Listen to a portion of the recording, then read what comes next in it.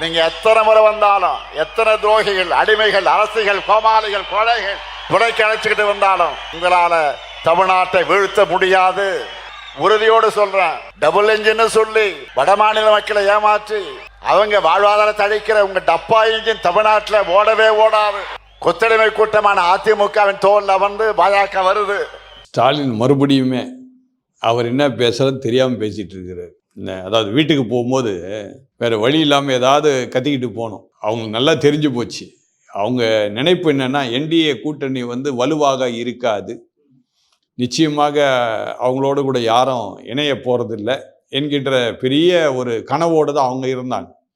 ஆனால் இந்த கனவு என்ன ஆயிடுச்சு, வேறு விதமாக மாறிடுச்சு. நீங்கள் சொல்கிறது மாதிரி எல்லாரும் ஒரே மேடையில் உட்காந்துட்டாங்க. நான் நினைக்கிறேன் உங்கள்கிட்ட தான் கடைசியாக சொல்லிட்டு போனேன்னு நினைக்கிறேன். டிடிவி வருவார், சேர்ந்துருவார். நீங்கள் கூட கேட்டிங்கன்னு நினைக்கிறேன், பிரதமர் வரும்போது வருவாரான்னு கேட்டீங்க. அதுக்கு முன்னாடியே வருவாருன்னு நான் சொன்னேன். அதுக்கு முன்ன நாளே எல்லாரையும் சந்திச்சிட்டார். இப்போ அருமையான பிரதமர் அழகாக சொல்லிட்டாரு, டபுள் இன்ஜின். இப்போ நல்லா பார்த்தீங்கன்னா வந்தே பாரத் தான் சிங்கிள் இன்ஜின், அதை கூட டபுள் இன்ஜின் சொல்லலாம். ஏன்னா முன்னுக்கு ஒரு இன்ஜின் இருக்கும், பின்னுக்கு ஒரு இன்ஜின் இருக்கும். Double engine. அதனால தான் அந்த வேகமாக போயிட்டு இருக்குது. மக்கள் சேவையில் நல்ல அழகாக போய் கொண்டு இருக்கிறது. அதே வண்ணமாக தான் நீங்கள் போக போக பார்த்தீங்கன்னா அருமையான திரு இபிஎஸ் அவர்கள் முதலமைச்சராகவும், திரு அண்ணாமலை அவர்கள் துணை முதலமைச்சராகவும் கட்டாயம் இருப்பாங்க. நிச்சயமாக அப்படி ஒரு நடக்க தான் போகுது. நீங்கள் வேணால் பாருங்கள் அதை. அதனால தான் இன்றைக்கு வரைக்கும் திரு அண்ணாமலைக்கு எந்த விதமான போஸ்டிங்கும் கொடுக்கல. நான் நினைக்கிறேன் ஒரு 2 மாதத்துக்கு முந்தைய இதே கேள்வி நீங்கள் கேட்டீங்கன்னு நினைக்கிறேன். அப்போ இதே வார்த்தை நான் சொன்னேன். இப்போ அதான் நடந்துட்டு இருக்குது, நடக்க போகுது. அதுதான். அதனால் நிச்சயமாக தமிழ்நாடு மக்கள் மிக அழகாக, நேர்த்தியாக, சந்தோஷமாக, சமாதானமாக எல்லா வளத்தையும் பெற்றுக்கொண்டு வாழக்கூடிய 2026 தேர்தல் அமைய போகுது. அதில் எந்த விதமான சந்தேகம் கிடையாது. என்டிஏ கூட்டணி நிச்சயமாக ஜெயிக்க போகின்றது. இது இதோட கூட்டணி முடிய போகிறதில்ல. இன்னும் பிப்ரவரி 14 பாருங்க, இன்னும் எத்தனை பேர் சேர போகிறாங்கன்னு. ஏற்கனவே ஒருத்தர் திமுகவில் ஊசலாடிக்கிட்டு இருக்கிறார். அவர் ஏற்கனவே வெந்து போய் அவர் என்ன பேச்சு மூச்சு இல்லாமல் அவருக்கு 6 சீட்டு தான் கொடுத்தாங்கன்னு சொல்லி அவர் வேதனையில் உட்கார்ந்துட்டு இருக்கிறார். நான் என்ன சொல்கிறேன், திமுக கூட்டணியில் 6 கேட்கறது ஒரு அசிங்கம். ஏன்னா அதில் ஒரு தேசிய கட்சி அதில் இல்லை. காங்கிரஸின் தேசிய கட்சி ஒன்று இருக்குது, 25 தான் கொடுத்துருக்குறாங்க. இந்த தேசிய கட்சிக்கே 25, இவர் மாநில கட்சிக்காரர், இவருக்கு 6 தான் கொடுத்துருக்குறாங்க. இப்போ என்ன சொல்லணும்னு தெரியாத ஒரு இதில் இருக்கிறாரு. அருமையான தொல் திருமாவளவன் தான் பாவம். இந்த விசிக தொண்டர்கள்லாம் பாவம். அவங்கெல்லாம் அவர் பின்னாடி போய் கடைசியில் ஒன்றும் இல்லாமல் போகிறாங்க. அவங்களும் ஜெயிக்க போகிறது இல்லை. பேசாமல் இப்போ நான் என்ன சொல்கிறேன், இப்போ ஒன்றும் பிரச்சனை இல்லை, வாங்க என்டிஏ கூட்டணியில் சேர்ந்துங்க. உங்களுக்கு மரியாதையும் மதிப்பும் இருக்குன்னு நான் சொல்ல வரேன். வேற ஒன்று, திமுக என்ன சொல்லுவாங்க, சுயாட்சி வேணும், சுயாட்சி வேணும், சுயாட்சி வேணும். எதுக்கு சுயாட்சின்னு மக்களுக்கு புரியல.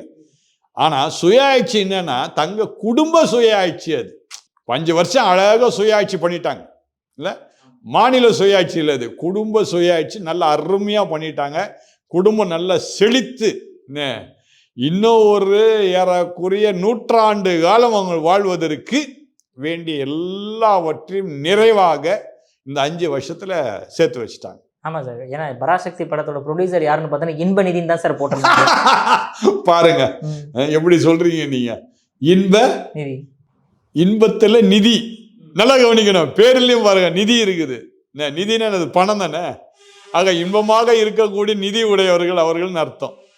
மக்களுக்கே அது புரிய மாட்டுது. அதே மாதிரி உதய நிதி, உதயமாக போகும் நிதின்னு சொல்லிட்டு அவரை கொஞ்சம் துணை முதலமைச்சராக போட்டாங்க. இப்போ பணத்தில் நாங்கள் என்ன போகிறோம், பணம் சம்பாதிக்க போகிறோன்ட்டாங்க.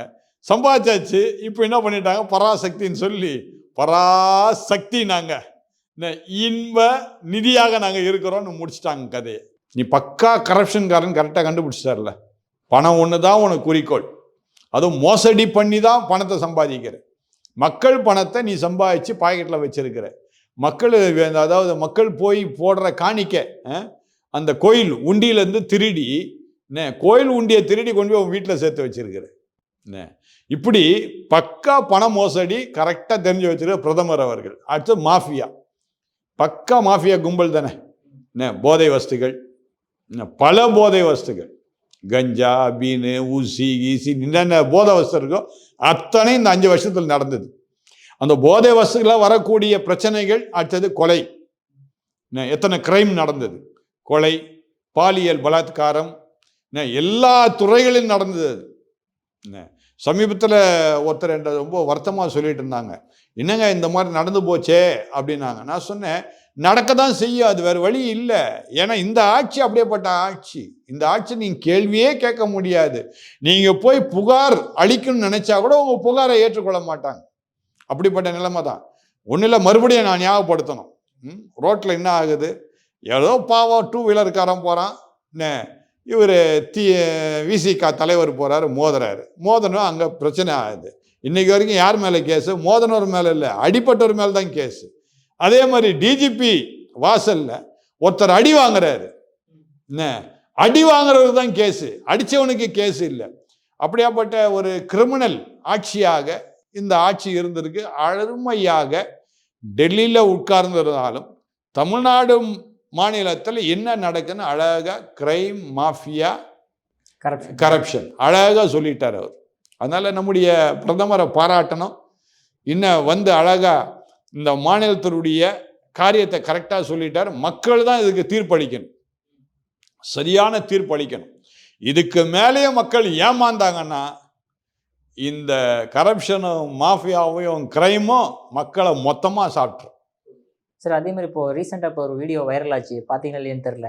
அதாவது கொசு வலையை போட்டு மேலே மூடி வச்ச வீடியோவை பார்த்தீங்களா? அதை ஏதோ ஒன்று இருந்தது, நான் சரியா அதை கவனிக்கல. அது என்ன, இது கொசு வலையை கொண்டு போய் அந்த இது மேலே இந்த சாக்கடை போகுதுல சார், அது மேலே போட்டு அந்த கல்லை மூடி வச்சா அப்படின்னா கொசு வராதுங்களாம். நல்ல ஐடியாங்க இது. எந்த அமைச்சர் பண்ணது இது? இல்ல அது வந்து இது வந்து மேயர் பிரியா அவர்களுக்கு தான் வந்து சேரும் சார். இது அது அவங்க இன்னைக்கு போய் கேட்கும்போது சொல்லிட்டாங்க, ஐயோ நாங்களாம் இதெல்லாம் பண்ண கிடையாது, அந்த ஊர் கவுன்சிலர் ஏதாவது சொல்லியிருக்காங்க, அதை போய் பண்ணிட்டாங்க அப்படின்ற மாதிரி சொல்லியிருக்காங்க. நல்ல ஐடியாங்க. நம்ம வீட்டில் இருக்க சாக்கடை மேலே கொசு வலையை போட்டுடலாம். ஏன் ஜன்னலில் கொசு வலை போடணும்? ஜன்னலில் கொசு வலை போட்டால் தானே அதிகமாக செலவாகும். சாக்கடையில் கொசு வலையை போட்டா கொசு வலை இல்லாத நகரம் சென்னை மாநகரம், அதற்கு மேயர் பிரியா அவர்களுக்கு வாழ்த்துக்கள் அப்படின்னு சொல்லிடலாம். என்ன முட்டா பசங்க பாருங்க. என்ன கவுன்சிலர் இருப்பானா? அந்த கவுன்சிலர் எவ்வளோ பெரிய முட்டாளாக இருப்பான்.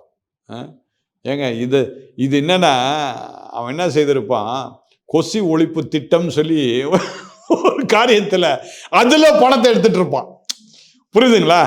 அப்போ பணத்தை எடுக்கிறதுக்கு என்ன சொல்லுவான், கொசு ஒழிப்பு திட்டம் நான் பண்ணிட்டேங்க, கொசு வலையை போட்டாங்க எல்லா இடத்துலையும், கொசு ஒழிப்பு திட்டம் அவன் இடத்துல செய்துட்டேன்னு சொல்லி அவன் ஒரு பெருமையாக அவன் எல்லாத்தையும் சொல்லியிருப்பான். அவன் ரொம்ப அறிவுள்ளவன். அவன் வேற என்னத்தை சொல்றது அவனை போய்? இப்படிப்பட்ட அறிவுள்ளவரெல்லாம் யாரு தேர்ந்தெடுக்கிறது? நம்ம மக்கள் தான். அதனால கொஞ்சம் நல்லாவே பார்த்து நீங்க தேர்ந்தெடுங்க. இல்லைன்னா கொசு உங்க வீட்டுக்குள்ள பூந்துடும், சாக்கடையில் இருக்காது, சாக்கடையை விட்டு வீட்டுக்குள்ள வந்துடும். அதுக்கு தான் மூடிடுறான் சாக்கடையை அவன்.